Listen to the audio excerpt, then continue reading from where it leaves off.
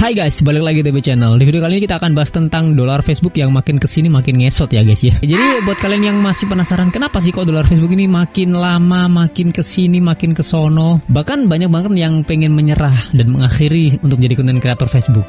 Apa penyebabnya? So jangan skip videonya ya.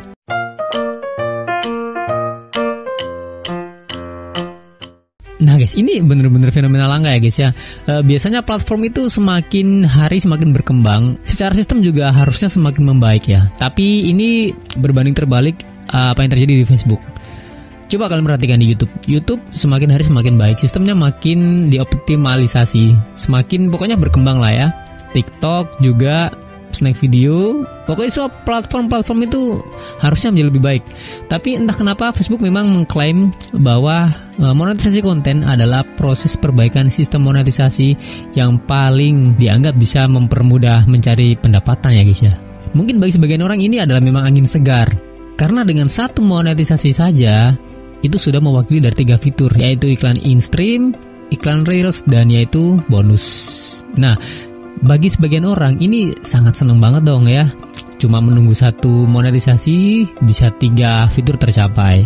Kalau dulu kan nggak satu-satu, entah bonus dulu, entah fitur reels dulu, entah iklan in-stream dulu. Tapi kalau sekarang kan ya meskipun ada menu siapkan di fitur iklan in-stream, meskipun klik siapkan itu bakal zong, kena prank. Sama di reels juga, meskipun ada siapkan tapi tetap aja zong. Bonus juga gitu sama. Karena apa? Pada hakikatnya ketika sudah masuk di awal tahun 2025 itu semua sistem kan sudah mengacu pada monetisasi konten. Jadi apapun yang kamu dapatkan, pencapaian fitur itu nggak akan berlaku sebelum kamu mendapatkan monetisasi konten. Contoh yang Bang Tip alami di halaman ini, dan banyak sekali konten kreator juga mengalami hal yang sama. Ketika sudah ada menu siapkan di masing-masing fiturnya, diklik juga nggak ngaruh. Nah itu balik lagi ke penjelasan Bang Tip yang tadi baru aja, harus nunggu monetisasi konten dulu. Namun ada hal menarik yang membuat Bang Tip ini merasa janggal dengan monetisasi konten ini guys. Coba deh kalian perhatikan, ini perbedaannya jelas banget ya guys ya. Kalau dulu untuk iklan in-stream itu keterangannya seperti ini: sertakan iklan di video publik asli Anda untuk mulai memonetisasi dengan iklan in-stream. Nah, di sini pembahasannya tentang iklan yang muncul di video. Kita tekankan di situ ya guys ya. Kemudian untuk yang reels juga sama. Dapatkan uang dengan menyertakan iklan di reel Anda. Ingat yang dibahas adalah iklan. Jadi sebelum terjadinya badai monetisasi konten, itu semua konten di Facebook yang namanya konten kreator yang sudah buat konten itu pasti kontennya akan muncul iklan, karena pendapatannya dari iklan. Namun bandingan setelah monetisasi konten terjadi, penjelasannya berbeda untuk iklan in-stream. Dapatkan uang dari Facebook untuk seluruh konten Anda yang berkinerja baik dan memenuhi syarat. Di sini kata-kata iklannya nggak ada. Artinya hanya yang berkinerja baik, entah versi tayangannya, entah versi interaksinya.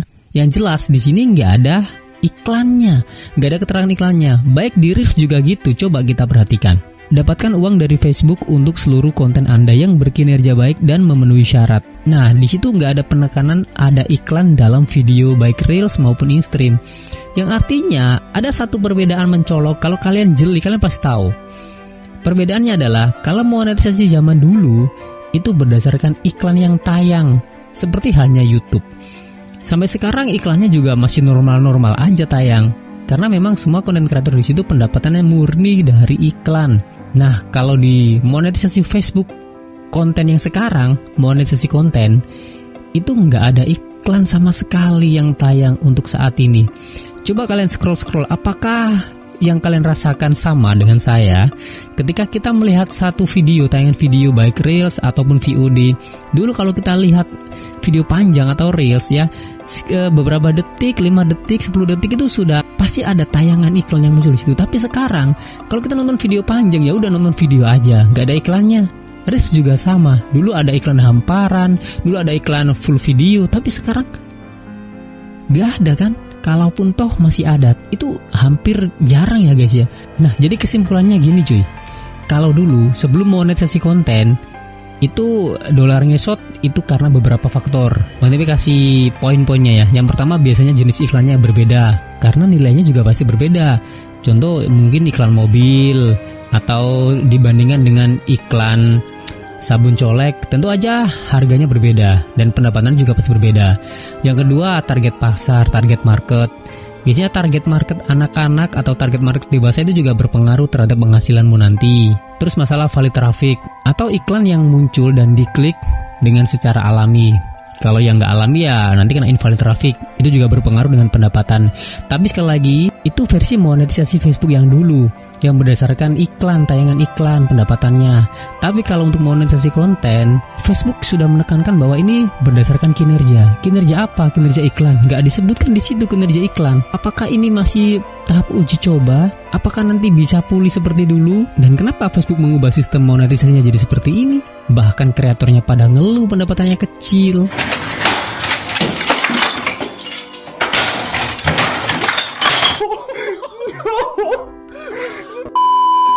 Kalau Bang Tim ini punya asumsi kayak gini, jangan-jangan karena Facebook ini banyakan interaksi palsu, banyakan interaksi invalid gitu ya guys ya. Jadi si pengiklan itu nggak mau ngiklanin lagi ke Facebook, ke konten-konten kreator. Ya bayangkan aja, aku sebagai pengiklan ngasih modal ke Facebook untuk beriklan di video konten-konten kreatornya. Tapi ternyata apa? Memang penayangannya banyak, iklanku muncul banyak tayangan, banyak penontonnya.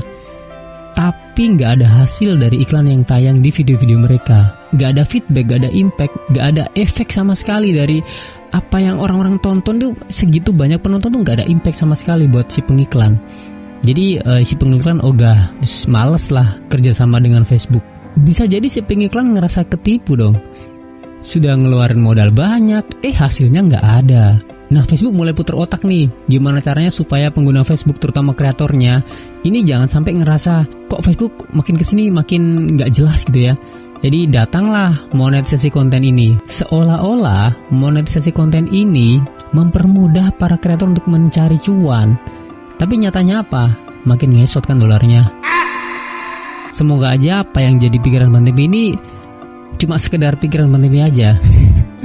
Semoga aja nanti bakal pulih kembali gitu ya. Meskipun Bang Tim ini agak sedikit ragu-ragu juga, karena melihat penjelasan dari masing-masing fitur monetisasinya itu arahnya sudah berbeda. Arahnya bukan karena iklan yang tayang, tapi karena kinerja yang baik. Bukan karena iklan yang berkinerja baik, bukan, gak ada iklannya di situ.